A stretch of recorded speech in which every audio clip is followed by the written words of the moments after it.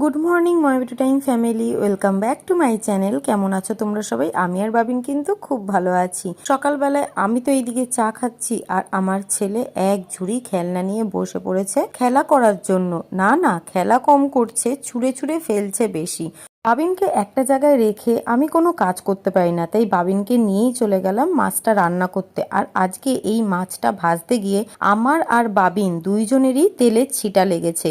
কিন্তু একটা কথা বলতে হবে, মাছটা কিন্তু দারুণ রান্না করেছিলাম, সঙ্গে পেঁয়াজি ভেজেছিলাম আর এইদিকে মুসুর ডাল সিদ্ধও দিয়েছিলাম।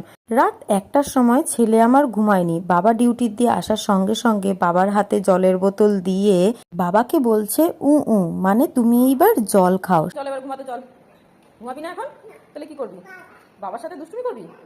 বাবা যেই চকলেট দুটো হাতে দেয় কি খুশিটাই না হয়েছে, কিন্তু তার থেকেও বেশি খুশি হয়েছে বাবিন বাবাকে কাছে পেয়ে।